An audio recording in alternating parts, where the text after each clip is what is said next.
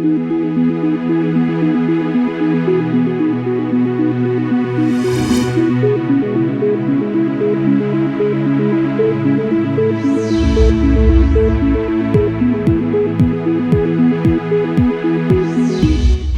and welcome to Khaohun International Special Interview.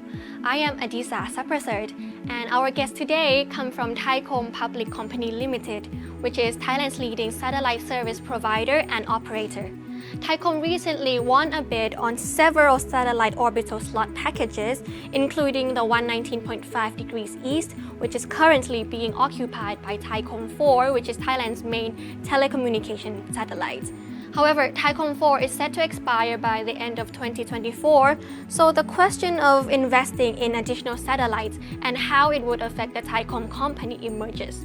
Today, we have Mr. Patompob Suwansiri, Thaicom CEO, here with us today to give us clarifications on Thaicom's additional satellite investments. Hello, Mr. Patompob, and thank you for being here with us today. Good morning. First of all, I would like to congratulate you and your company in winning the bid. I would like to begin with the first question on the cost of the new satellite. I heard that it's cheaper than the Thaicom 4. May I ask how come, why is it cheaper, and how would the cost of reduction benefit Thaicom? Okay, thank you, and thank you for having me on this program. We just recently won the bid for two packages, as you mentioned, and which has two orbital slots. The first orbital slot is at 119.5.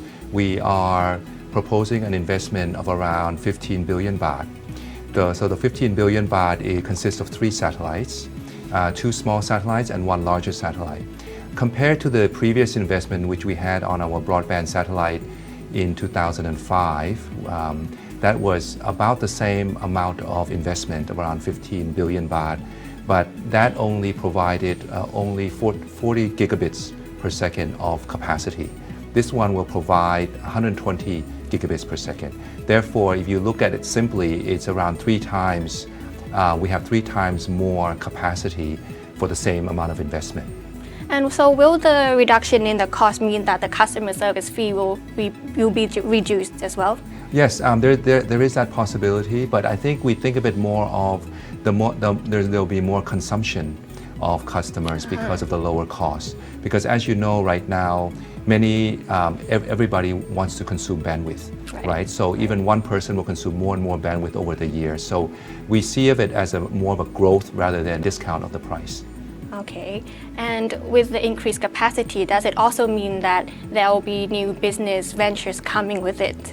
Yes, with our new satellites, we're focusing on a few key markets that we know very well, and both in Thailand and internationally. In particular, if it's internationally, we are very, very focused and keen on the Indian market. Right. Because India, as you know, has over 1 billion people, and the terrain is varied. Therefore, it is very appropriate for satellite services. So we see that there are many applications that are being used now, especially places that are remote, that will benefit everybody, especially the people who are in those areas. For example, education or telemedicine as an initial example. Right. So how is the development in India, if I may ask?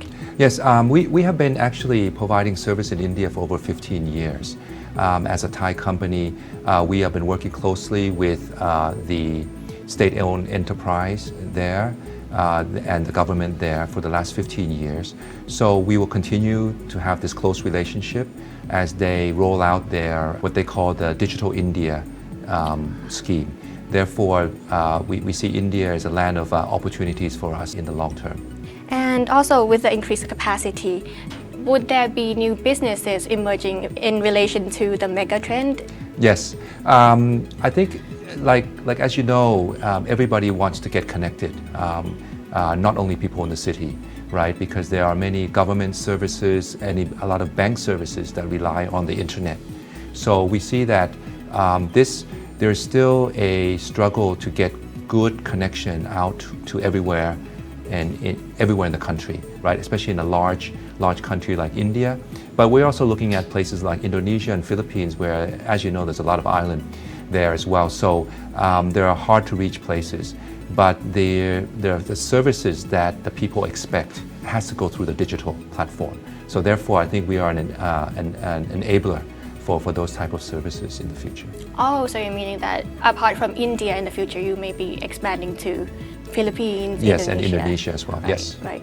What about, does the increased capacity has to do with what you were mentioning about the carbon credit business? Okay. Yeah, I think that's another area of Thaicom that we're expanding to. In the past, we were focused on being a satellite operator and providing satellite services. But looking into the future, our vision is more than just satellites. Our vision is what we call space tech. Space So tech? anything which has to do with space. So one of the areas that we have initiated is the use of satellite data and satellite imaging, which is basically pictures taken from satellites, and use it to actually calculate carbon absorption in forest land.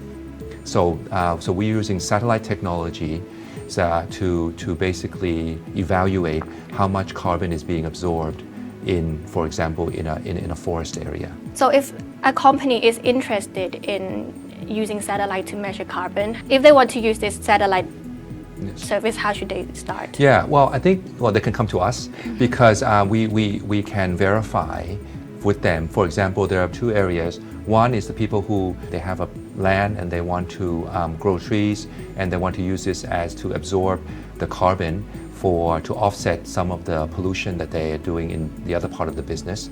In that way, Thaicom can help in using our tools to evaluate how much is being absorbed. And we're in the process of getting this methodology verified internationally. Okay. Once it's verified internationally, you can use this to trade carbon in the future as well. Thank you. And another aspect that I find very important is your collaboration with Starlink. Yes. Can you please tell us more about that? Well, I think with the LEO, they're both Starlink we are working on at the moment, but one of the partners that we have signed up is with Globalstar. Globalstar. Yeah, so with Globalstar is a low Earth orbit constellation similar to Starlink, but they're doing their particular niche is with IoT. So basically, it's a low Earth orbit constellation that provides services such as emergency services. For example, if you are out at sea, what we're providing now is like a life vest, which has this equipment, satellite equipment, that will track and see where you are, just in case that there's an emergency that needs attending to. Then the officials will know exactly where you are. And there's also a button, like an SOS button, that will be able, if you need help as well. So we have signed up with the company called Globalstar, which is an American company, and listed in the New York Stock Exchange as well. And we have signed up with them, and our main tasks are twofold. First of all, we are the provider of services for them in Thailand, and we also facilitate the landing rights to officially provide the services in Thailand. Because as you know, anything to do with frequencies and telecom has to go through the NBTC.